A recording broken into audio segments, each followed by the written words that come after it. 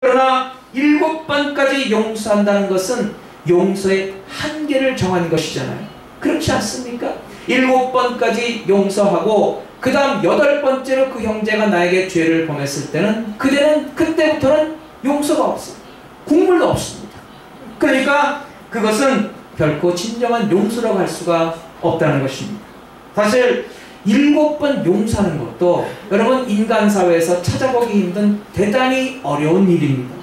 삼국지에 보면은 7종 7금이라는 일화가 있습니다. 제갈 공명이 남만을 정벌하러 가는데 그 남만의 왕 맹획이 참으로 난폭하고 아주 우둔한 사람이에요. 도무지 굴복을 할 줄을 몰라요. 7번 생포해서 7번 살려줬는데 그제서야 그 미련하고 우둔하고 난폭하고 무지막지한 맹획이 그것에 감탄하여 굴복했다는 그러한 이야기입니다.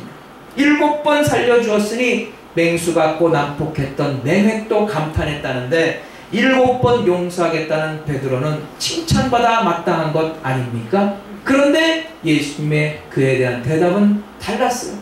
베드로에게 실망을 주는 대답이었어요. 7번이라도 용서하라고 말씀하셨습니다. 베드로의 7번이라는 제안은 우스운 것이 되고 말았다는 것입니다.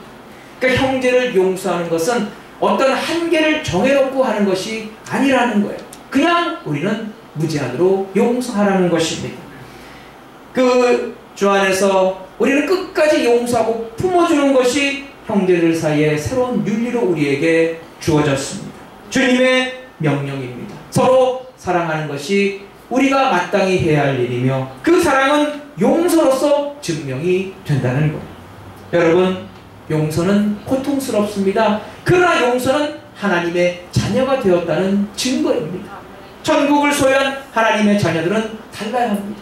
다른 사람들은 단 한 번도 용서하기 어렵지만은 그러나 하나님의 그 대속의 예수 그리스도의 은총으로 말미암아 구원을 받은 우리 성도는 주 안에서 우리도 용서하는 삶을 살아야 하는 줄로 믿습니다. 다른 사람은 한 번도 힘들지만 우리는 70번에 7번씩이라도 형제를 용서할 수 있는 아량과 관용을 베풀어야 하는 것입니다. 우리가 그 주님의 명령에 순종하여 용서하고 관용을 베푸는 삶을 살 때 하나님께서 우리에게 더 크신 은혜와 복을 허락해 주실 줄로 믿습니다. 용서함으로써 하늘의 기쁨을 맛보며 하늘의 참된 평강을 누리는 성도가 되시기를 간절히 바랍니다. 아멘. 두 번째로 용서하는 방법입니다. 용서를 하는 것은 용서를 구하는 사람에게 달린 문제가 아닙니다.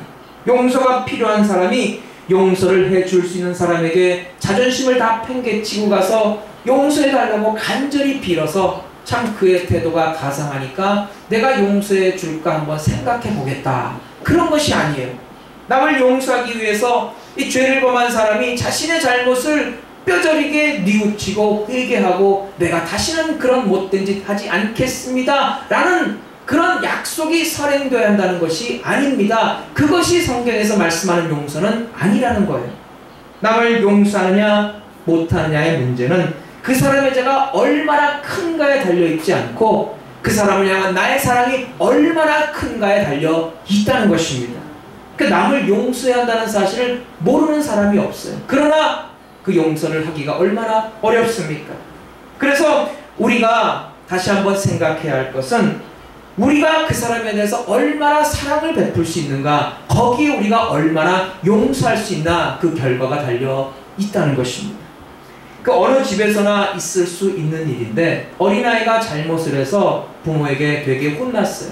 그 아이가 잘못했습니다 라고 말하고서 그가 자기 방에 들어가서 하루 종일 방 안에 처박혀 있습니다.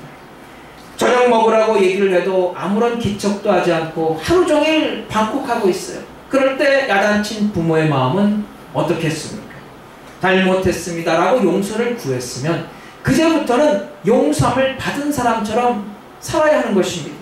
밥도 먹어야 하고 나가서 놀기도 하고 TV도 봐야 합니다. 밤새도록 TV 봤다고 또 혼날지언정 어쨌든 용서함을 받은 사람처럼 사는 것이 그 야단을 맞은 자식의 부모를 향한 도리가 되는 거예요.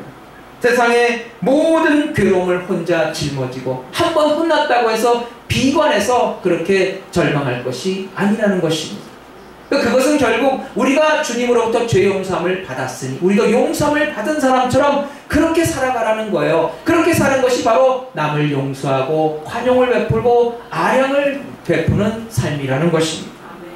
그런데 여러분, 우리의 용서는 항상 조건부잖아요.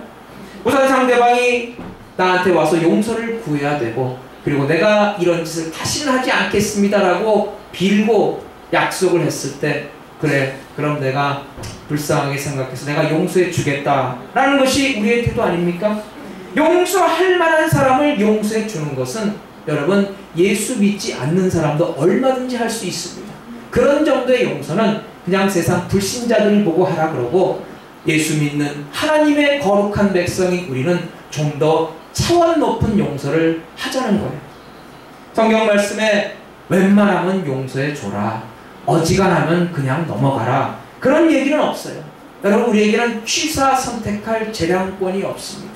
사실 남을 용서한다는 것 생각해보면 그렇게 어렵지도 않아요. 여러분, 남 용서하는데 미천이 듭니까?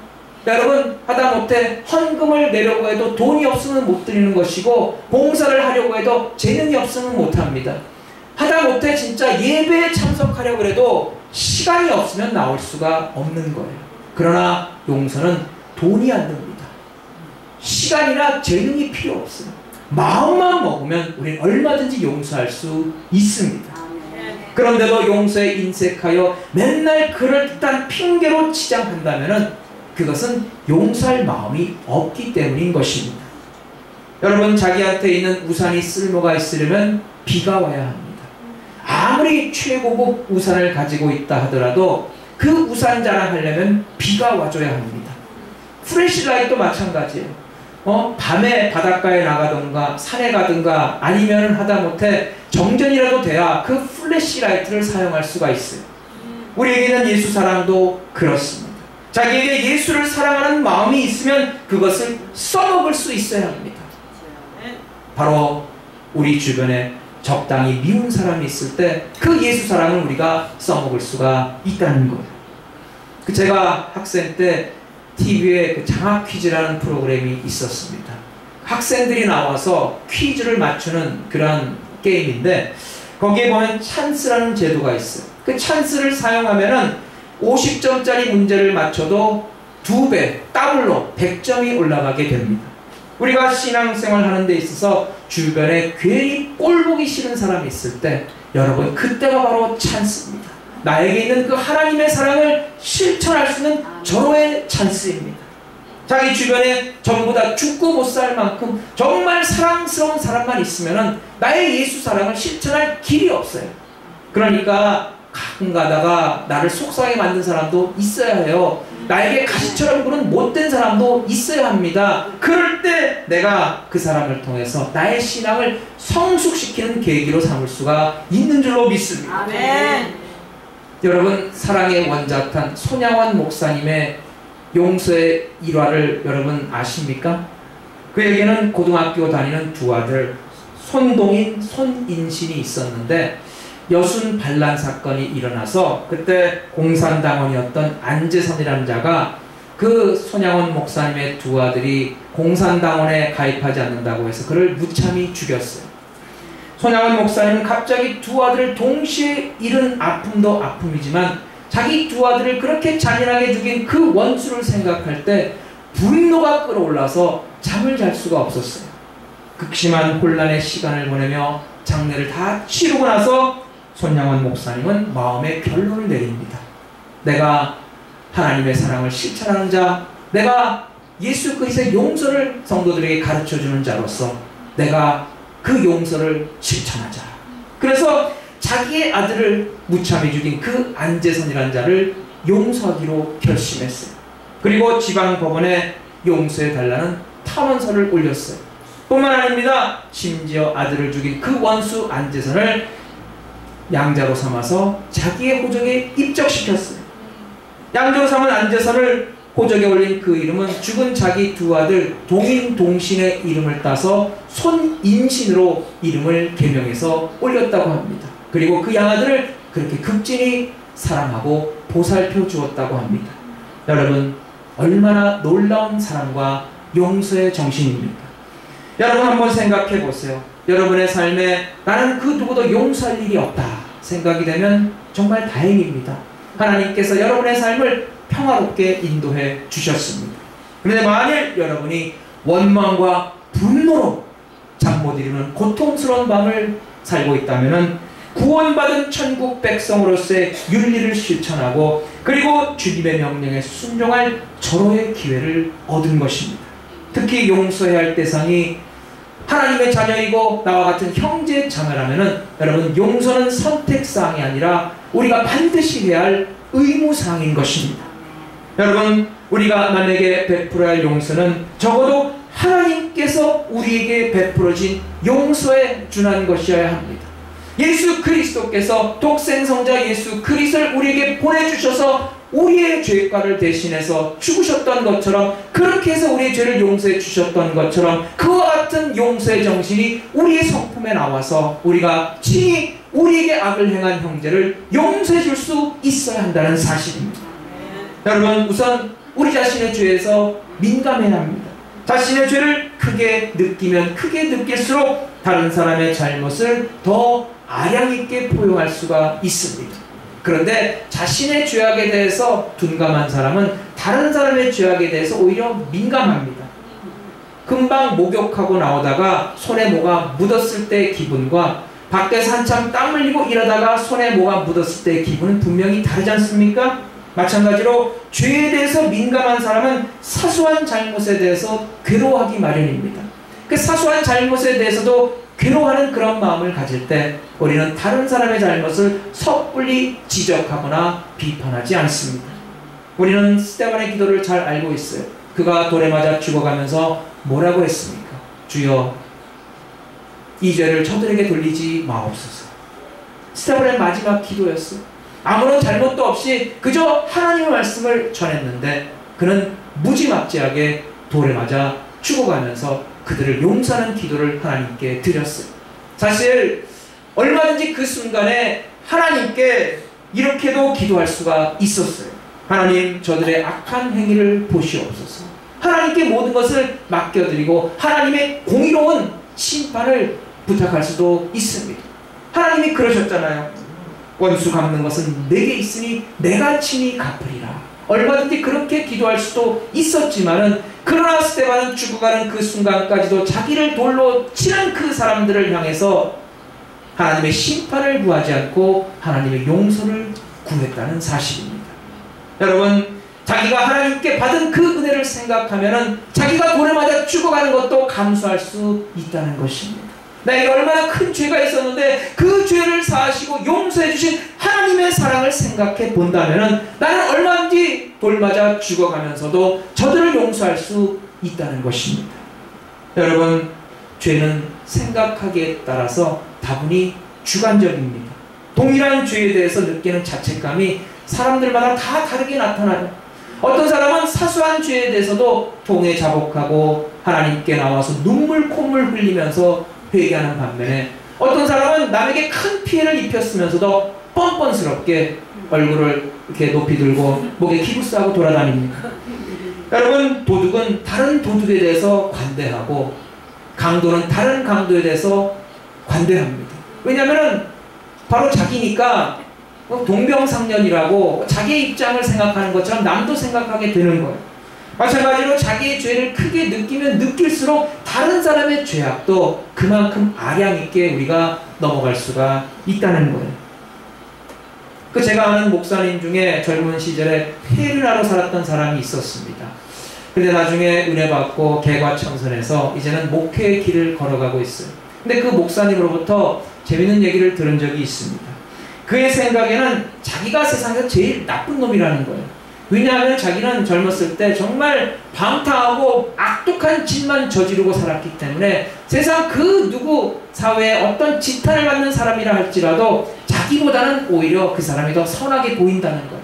그래서 자기는 목회하면서도 그 어떤 상처를 주고 어떤 괴롭힘을 주는 사람이라 할지라도 자기는 얼마든지 용서할 수 있다는 거예요. 왜냐하면 그런 사람도 자기 옛날 모습보다는 착하고 선하기 때문입니다. 그래서 자기에 대한 죄를 깊이 통감할수록 다른 사람에 대한 폭넓은 용서가 가능하다는 거예요. 사랑하는 여러분, 누가 우리에게 피해를 주었습니까? 그래서 우리가 망했습니까? 그렇지 않잖아요. 오히려 어떻게 생각하면 그 사람 때문에 내가 더욱더 겸손해지고, 내가 더욱더 정신 차리고, 내가 더욱더 하나님을 바라보고, 내가 더욱더 하나님을 의지하게 되었다는 사실입니다. 하나님이 그를 이용해서 우리를 겸손하게 만드신 거예요. 하나님께서 그를 통해서 내가 정신 차리고 더욱더 하나님의 귀한 종으로, 하나님의 자녀로 살아가게 해 주셨습니다. 여러분, 하나님의 위대한 섭리가, 하나님의 놀라운 뜻이 그곳에 계셨습니다.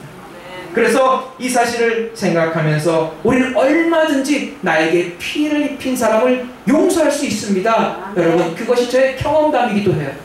우리는 어떤 사람을 미워할 때 그 사람이 내게 한 한두 가지 그 일 때문에 미워하게 되는 경우가 많습니다. 여러분, 그러나 한번 생각해 보세요. 무슨 부모 때려죽인 원수도 아니고 그 사람이 나에게 행한 한두 가지 잘못된 일 때문에 그 사람을 미워할 것이 아니라 사실 그것 빼고는 그 사람에게 다른 좋은 점도 많이 있다는 거예요. 그래서 나에게 행한 그 한두 가지 잘못된 것으로 그 사람을 미워하지 말고, 그 사람이 가지고 있는 장점, 그 사람이 참 잘할 수 있는 그런 것들을 생각해서 그 사람을 곱게 보아주라는 것입니다. 여러분, 오늘 우리는 하나님의 은혜로 용서할 것을 다 용서함으로써 마음의 평강을 회복하시기를 바랍니다. 여러분, 용서를 할 때 하나님 우리에게 평안을 주십니다. 그러나 용서하지 못하고 마음에 불을 품게 되면은 여러분, 내 몸만 상하게 만듭니다. 여러분, 그래서 우리 모두의 얼굴이 스테반의 얼굴처럼, 천사의 얼굴처럼 환하게 된다는 성도가 되어서 우리 모든 성도들이 주 안에서 화목하고 용서하고 관용을 베풀고 평안에 매는 줄로 하나 되는 아름다운 공동체를 이루시기를 주의 이름으로 축원합니다. 하나님 아버지, 크신 주님의 사랑과 은혜를 감사드립니다. 오늘도 말씀으로 우리를 채워 주옵시고, 우리를 강건케 하여 주옵시고, 내게 죄를 지은 자를 용서해주고 아량으로 품어주는 마음 넓은 성도들이 되게 하여 주시옵소서. 우리가 용서를 베푸는 성도의 삶을 살 때 하나님께서는 우리의 삶을 더욱더 크신 은혜와 복으로 채워주실 줄로 믿습니다. 감사와 기쁨이 넘치는 복된 삶으로 인도해 주실 줄로 믿습니다. 감사드리며 예수님의 이름으로 기도드렸사옵나이다. 아멘. 할렐루야. 하나님께 감사의 박수 드리겠습니다. 찬송가 270장 부르시며